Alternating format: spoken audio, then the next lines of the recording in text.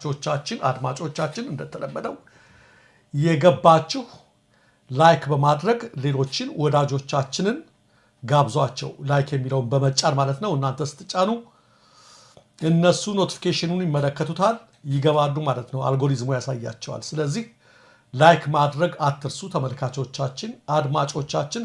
እኔ ቀጥታ ወደ መረጃዎቼ በኢሃፓ ላይ ዘመቻ ተጀምሯል። ከትናንት ጀምሮ በተለይ ማለት ነው። ትናንት እንደምታውቁ ኢሃፓ አንድ መግለጫ አውጥቷል። የተሰጠው መግለጫ ሃይላይቶቹን እንደሚከተለው ላቅርብ። የፕሪቶሪያ ስምምነት በተለያዩ አካላት ከሚጠቀሱት የአካታችነትና መሰለ ጉድለቶቹ የውሉ ዋና መንፈስ ጦርነትን በቋሚነት ማቆም፣ ፖለቲካዊ መፍትሄን ማስቀደም፣ ተፈናቃዮቹ ወደ ቀያቸው መመለስ፣ ሰብአዊ ድጋፍን ማሰራጨትና የተፈረሙትን ግዴታዎች መፈጸም ነበር። ዛሬ ግን መንግስት በራሱ የገባውን ቃል በመጣስ ክልሉን እንደገና ወደ አገዳግም ጦርነት ለመመለስ ተክቶ እየሰራ ነው። ይሁን እንጂ ከስምምነቱ መፈረም በኋላ የመሳሪያ ድምጾች ለጊዜው ቢቆሙ ቢመስልም ብልጽግና ግን የትግራይ ህዝብ ላለፉት ዓመታት በድምፅ አልባ ከበባ ሲጅ ውስጥ እያኖረው እንዳለ ዓለም የሚያውቀው ሀቅ ነው። የመንግስት ሰራተኞችን ደሞዝ ከመከልከል ጀምሮ የነዳጅ ክልከላ፣ የሸቀጣሸቀጥ ዋጋ ንረት፣ የበጀት ክልከላ፣ የትራንስፖርት አማራጮች መዘጋት፣ የመሰረታዊ አገልግሎቶች ማዕቀብ፣ ለትግራይ ህዝብ የተሰበሰበ የእርዳታ ገንዘብ ቅሚያና መሰል ቅጣቶች በህዝብ ላይ ሲፈጸሙ ከርመዋል። ይህ በቃ ብሎት አሁን ደግሞ ህግ በማስከበርና ተመሳሳይ መፈክሮች በመጠቀም ትግራይን እንደገና ወደ አውዳሚ ጦርነት ለመክተት እየተንቀሳቀሰ መሆኑ በከፍተኛ ስጋት እየተከታተል ነው። በተለይ ከትግራይ የመጡ አንዳንድ ግለሰቦች በሚያሳዝን ሁኔታ ከብልጽግና ፓርቲ ጋር በመተባበር ለዚህ አደገኛ አካሄድ ሽፋን ሲሰጡ መታየታቸው እጅግ የሚያስተዛዝብ ነው። የኢትዮጵያ ህዝብም በመላው ማህበረሰብ መካከልና በተለይም በትግራይና በአማራ ህዝብ መካከል በተደጋጋሚ ጥላቻን ለመዝራት ታሪክን ሲያዛባና ሲፈበርክ የሚውለውን ስርዓት እኩይ ሴራ በመረዳት የህዝብ ለህዝብ ግንኙነቱ ተጠናክሮ እንዲቀጥል የሚደረጉ እንቅስቃሴዎችን እንዲደግፍና እንዲያጠናክር አደራ እንላለን በማለት እንዳይተባበሩ ለዚህ ጦርነት ሲል ደግሞ ጥሪ ያቀረበ። በጥላቻ በጦርነትና በክፍፍል ፖለቲካ ላይ በጋራ ድምጻችን እናሰማ፣ ኢትዮጵያ ተጨማሪ የደም መፋሰስን መሸከም አትችልም በማለት ኢሃፓ መግለጫ አውጥቷል። ሃይላይቶቹ ነው አሁን ያነበብኳቸው ረዘም ስለሚል ማለት ነው። መቲ ይህም በተመለከተ እኔ መግለጫ ጋራዋለሁኝ። ስጋራ መግለጫው ያነጣጠረው የትግራይ ህዝብ ላይ ነው። ተመለከች መቲ፣ መጀመሪያ የትግራይ ህዝብ በከበባ ነው፣ ባፈና ላይ በችግር ላይ ወድቋል፣ ተመልሶ ጦርነት ሊሸከም ነው፣ ዳግም ጦርነት ይታወጅ አይቻልም የሚል የመጀመሪያ ነገር አለ። ሁለተኛ ላይ ይሄ ያደርጋለሁ ስል በብልጽግናና በህዋት መካከል ያለውን ነገር ስራቸው ያውጣቸው። የብልጽግናና የህዋት ልፊያ መኖሩን አውቃለሁ። አንዱ አንዱን እንደሚከስ አንዱ አንዱን እንደሚወነጅል አውቃለሁ። ብልጽግና እንደ መንግስት ነኝ ካለ እኔ በኩል የምለው የመንግስትነት አቅም ስለሌለው ነው ይህን ችግር እየፈጠረ ያለው ነው የምለው። መንግስት ነኝ ካለ ብልጽግና የሚፈለገውን ህግ ያለ ጦር በፈለገው መስመር ለምንድነው ማስከበር እስካሁን ያቃተው ነው? አልቻለም ይሄን ነገር ማድረግ። ስለዚህ ምንድነው እያደረጉ ያሉት? አሁንም ዳግም ጦርነት ሊጀምሩ እንደሆነ ግልጽ ነው፣ ለማናችንም ግልጽ ነው። ለምሳሌ ታደሰ ወረደ ከወረደ ጀምሮ በነገራችን ላይ አንዳንዴ ስምን መልአክ ያወጣዋል። ታደሰ ወርዷል፣ ማስረሻ ሰጤ እጅ መስጠት ይገርመኛል አንዳንዴና ከወረደ ጀምሮ 1 ሊትር ነዳጅ ወደ ትግራይ ገብቶ ያውቅም። 1 ሊትር ነዳጅ መቲ ስለ እንትን አይደለም ማውራሽ፣ ስለ ህዋት አይደለም፣ ስለ ትግራይ ህዝብ ነው። ዝም ብለሽ ተመልከች አንቺ እዛ ብትኖሪ 1 ሊትር ነዳጅ ሂዶ ያውቅም። የባንክ ምናምን በጀት ምናምን አጠቃላይ ነገር ቆሟል። ትናንትና ኢሃፓን ሲያወግዙ የዋሉት ሰዎች ስለዚህ አይነግሩንም። ዛሬ ከኤርትራ አንድ ዜና መጥቷል። ዛሬ ከመጡት ዜናዎች አንዱ ከኤርትራ ወደ ትግራይ ነዳጅ ገባ የሚል ይሄንን ይነግሩናል የብልጽግና ሰዎች። እንዴ መቲ አንቺ ሳታስገቢም እንዴ ካገኘሽው ቦታ ነዳጅ ሲጅ ከተደረግሽ ከበባ አልተፈጸመም ወይ ነው መግለጫውን፣ ወሬውን የነሱ ምናምን ነገር እንትን በይው። ህዝቡን መጠበቅ ችሏል የብልጽግና ራሱ። በትግራይ ክልል የሚኖረው ስንት ህዝብ ነው? ስንት ሚሊዮን ህዝብ ነው? ህዋት ጋር በተጣላ ቁጥር ለምንድን ነው ህዝቡን ራሱ ብልጽግናስ የሚጠቀምበት? ለምንድን ነው ህዝቡ የሚጨቆነው የሚያለቅሰው የሚለው ነገር አለ። የትግራይ ህዝብ እንዳላረግ እንትን ያለኛ ካል ህዋት ነው ካለ ሁለቱ ይለይላቸው። ያን እያልኩ አይደለም። የሚካሰሱት ነገር አለ፣ ምን የሚሉት ነገር አለ። ነገር ግን በጣም የገረመኝ ትናንት የኢሃፓን ከከሰሱበት መግለጫው ቅድም እንዳያችሁ ነው። የዛሬ 6 ዓመት ኢህአፓ ድል ለጀግናው መከላከያ ይኸውልሽ ተመልከች። ይሄን ነው አንድ ያወጡበት ያለው ከላይ ያለው ተመልከቱት። የ2020 ነው የኢህአፓ ነው። ለመላው ኢትዮጵያን እንኳን ደስ ያላችሁ። ጀግናው መከላከያ ሰራዊታችን ታላቅ ተጋድሎ ፈጽሞ የጁንታ ቡድኑ ዋና ምሽግ የሆኑትን የመቀሌ ከተማ መቆጣጠሩ ስንሰማ ደስታችን ወደር አልባ ሆኗል። ኢህአፓ ለጀግናው መከላከያ ሰራዊታችን ያለውን ታላቅ አክብሮትና ምስጋና በኢትዮጵያ ሕዝብ ስም ማስተላለፍ ይፈልጋል አለ። በጊዜው ይህን ድጋፍ የሰጠው ኢህአፓ ብቻ ነው። እኛ እያንዳንዳችን አልሰጠንም። ጦርነቱ ፍትሃዊ ነው ያለው የአማራ ሕዝብ ከዛ ጋር አልነበረም ከመንግስት ጋር። አሁን ከመንግስት ጋር የሚዋጋው ፋኖ ከዚህ አቋም ጋር አልነበረም። የዛሬ 6 ዓመት ሰው መቼም ባለበት አይቆምም ማለት ነው አሉና አሁን ደግሞ ኢህአፓ ተመልከቱት። ህዝብ የትግራይ ህዝብ እንደገና ወደ ጦርነት ለመግፋት የሚደረገው አደገኛ አካሄድ መቆም አለበት ብሎ አወጣት ላይ ተቃረናሉ።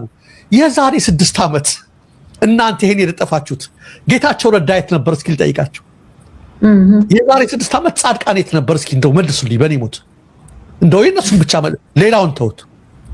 እነሱ የት ነበሩ? እስኪ ለምን የኢህአፓ ብቻ ታያቸው? ባለበት በስብሶ የሚሞት ነገር የለም። የዛሬ 6 ዓመት ጦርነቱ ፍትሃዊ ሲመስል ከዳር እስከ ዳር የኢትዮጵያ ህዝብ ሁሉ ነበር የተነሳው። ነገር ግን ሁሌም ሰው ባለበት አይቆም። ነገሮች እያመዛዘነ ያ ህዝብ ሲወደው የነበረ አገዛዝ ዛሬ እርቃኑን ቀርቷል። በጣም የሚገርሙ 2 ዜናዎች አሉ። ሁለቱም ዜናዎች ፖሊሶችን የሚመለከቱ ናቸው። አንዱ ኢንስፔክተር ነው፣ አንዱ ኮንስታብል ነው። ሁለቱም ሰላም አስከባሪ ናቸው። የህዝብን ሰላም ዜጎች ችግር እንዳይፈጠርባቸው ሰላማቸው እንዲጠበቅ ሌቦች ካሁኑ ሌቦችን እንዲይዙ ሌላ ወንጀል የሚሰሩትንም እንዲከታተሉ የተመደቡ ናቸው። ሁለቱም ግን ዛሬ በተመሳሳይ ወንጀል ስር ስለሆነ ነው ትኩረታችንን የሳበው። የመጀመሪያው ኢንስፔክተር ነው። ይህ ኢንስፔክተር ምን አደረገ ካላችሁ የ20 ዓመት ሴት ልጁን የገዛ ልጁን አስገድዶ የግብረ ስጋ ግንኙነት ፈጠረባት። ሐምሌ 14 ቀን ትናንትና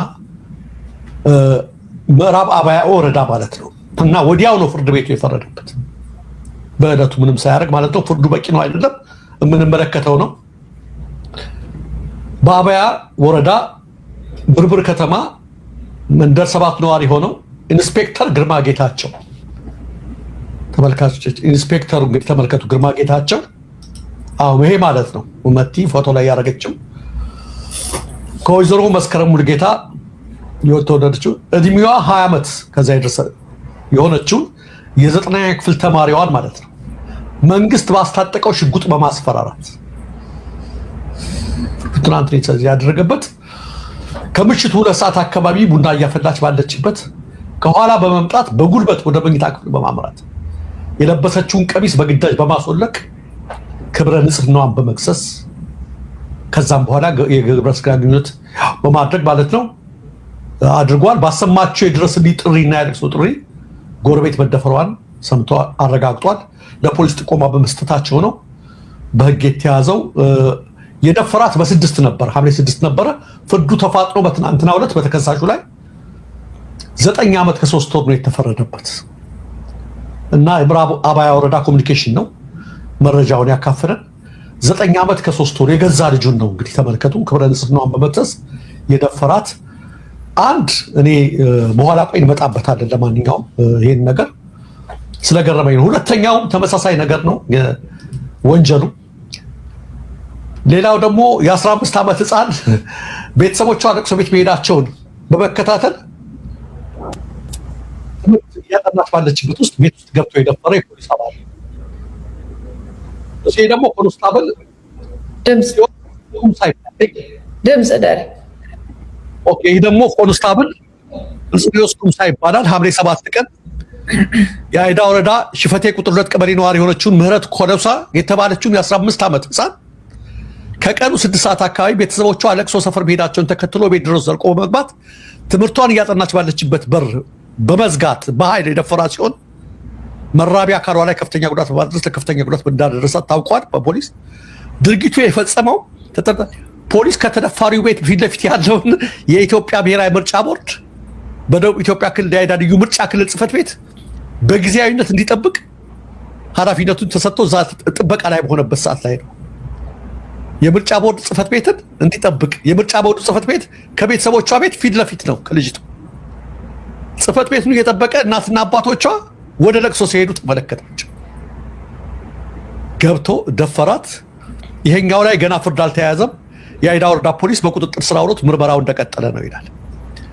እና የገረመኝ መቲ በጣም የሚገርመው ነገር የምርጫ ቦርድ ጸሐፊ ምናምን አስከባሪ ምናምን መሆናቸው አይደለም፣ ድርብ ወንጀል ነው የሰሩት እነዚህ ሰዎች። ድርብ ነው ወንጀሉ።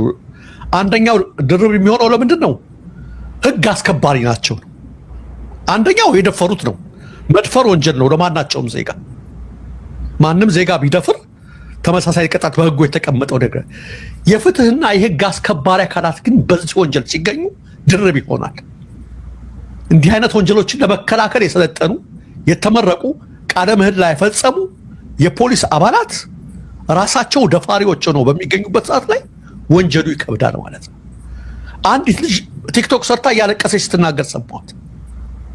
የሆነ ነገር ሰርቀውኝ ወሰዱብኝ፣ ከዛ በኋላ ብሩን አመጡና ከዛ በላይ ፖሊሶች ተደረጉና ለኔም ብለው ጠቅላላ ወሰዱት ተከፋፍለው። ያን ካደረጉትና ፖሊስ ሌባ ሲሆን ለማንዋ ቤት የምትቱ እያለች እያለቀሰች ማለት ነው።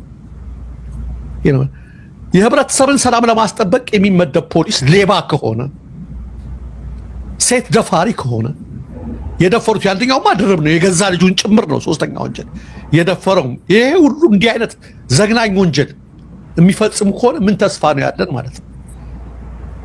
አሁን ይሄ የስርዓቱን ብልሽት የሚያሳይ ነው ብንል ለምንድን ነው ሁሉንም ፖለቲካ የምታደርጉት የሚሉ አንዳንድ ብልጽዎች ሊኖሩ ይችላሉ። ግን የስርዓቱ ብልሽት ነው።